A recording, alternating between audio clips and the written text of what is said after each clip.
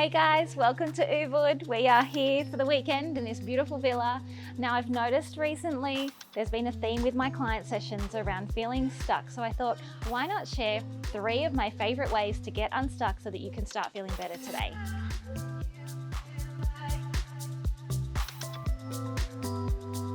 Okay, so the very first thing that I recommend to everybody, and always is my first go-to, is meditation. Meditation is a form of quietening and detaching and blocking out all of the external noise so that you can go within and listen to what's actually, I guess, what your intuition is telling you. Because the thing is, if you are feeling stuck, if you are feeling overwhelmed, maybe you're caught up in some doubt, some anxiety or some fear, then if you don't stop, if you don't pause and come back to yourself and actually ask yourself, what's going on? Like, why am I feeling this way? If you don't stop and listen, then actually that spiral is only going to get worse and worse. So meditation is a beautiful way to stop, to block out the external, to come back inward. Now, no matter what form of meditation you choose, you can do guided meditations, and that's exactly the way I began. When I first began to meditate, I went to classes and then I would listen to guided meditations, which would really just help and support me to, I guess, look at things in a different perspective.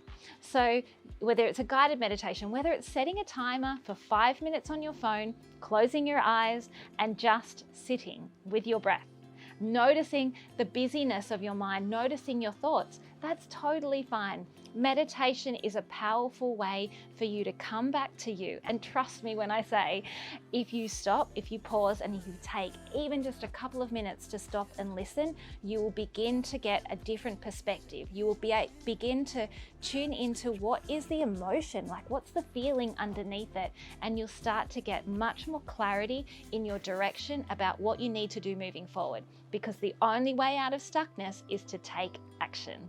Now, if you're at a bit of a loss about like, where do I even begin? I've heard so much about meditation. There's so many options, so many apps. I've actually created a membership called the Own Your Happy membership, which shares so many beautiful healing meditations, supportive meditations for stress, for anxiety, for procrastination, for self-love. And so perhaps that would be a really great place for you to get started.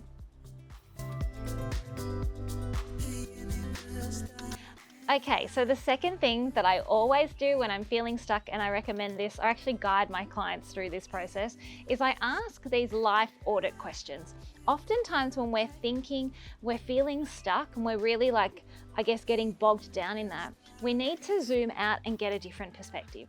So these are the 4 questions that I always like to ask when things are feeling a bit sticky and icky, to start moving your perspective, and it also helps to shift your awarenesses, which shifts your energy. So the first question is, what is going well? What's going well for me right now, and how can I prioritize that? They're the first 2 questions. And what you really want to do is hone in on feeling a sense of gratitude for there has to be something good in your life. Oftentimes, as humans, we can get very caught up and kind of start to catastrophize things and say things like, everything's going wrong, everything's so hard for me, when really it's not everything. It might just be some very key and pivotal things, I'm not denying that, but some things that are kind of like feeling like they're taking over. So ask yourself, what is going well for me right now? And how can I prioritize more of that? Because if it's helping you feel good or helping you stay in alignment, then you need to prioritize that right now. The third question you can ask is, what do I need or want to change? So what is the thing that's causing me stress? What is the thing that's causing me to, not feel so happy about my life or my career, etc.? And then the 4th thing is, what do I need in order to support me to move forward? Now that might be that you watch a YouTube video, or you read a book, or you start taking some practical actions. Maybe you book in a session with a healer or a practitioner. Whatever it is, it's like connecting in with you and knowing, well, what will support me moving forward? Do I need to set some goals? Do I need some support? Is it a friend that I need to reach out to? So those 4 questions, I call them the life audit questions, because they really do help you to get a bit more perspective on what's going on and what you need to do moving forward. And if you can take Even just one small action, because it's the small actions that really do make the biggest difference. But one small action will lead to that momentum, will shift the energy and get you out of that stuck feeling.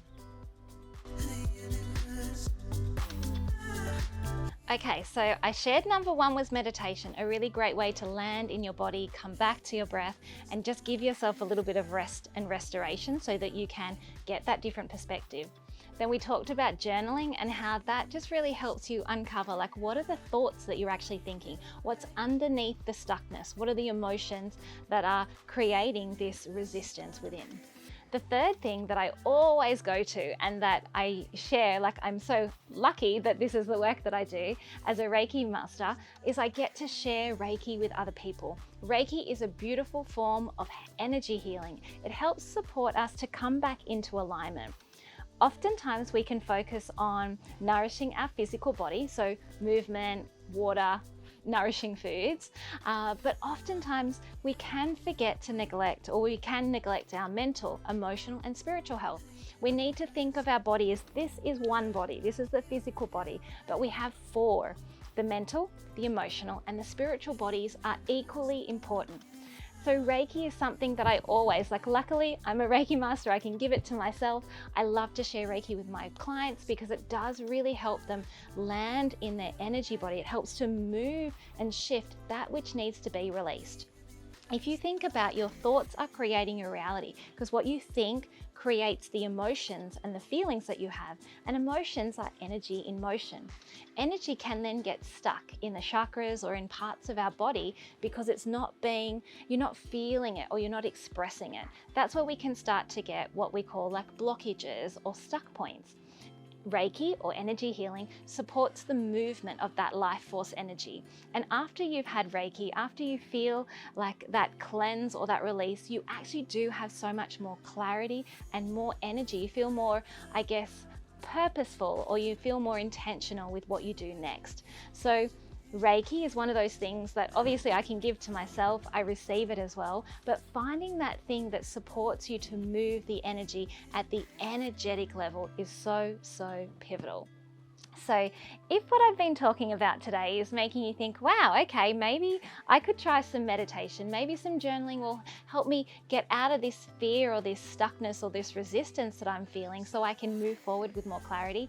And perhaps it's time to try some energy healing like Reiki to really move that life force through. Then I would like to welcome you to join the Own Your Happy membership. It is a membership that I created so that I can make all of these holistic tools that I'm talking about super accessible for people. It's almost like having a healer in your handbag. So Reiki healing, chakra activations, journaling prompts. If you don't know where to start, this is the place to begin. So anyway, I'll leave all the details in a link down below. And otherwise, thanks so much for being here, guys. And remember, you are worthy of living in your highest vibration. See you.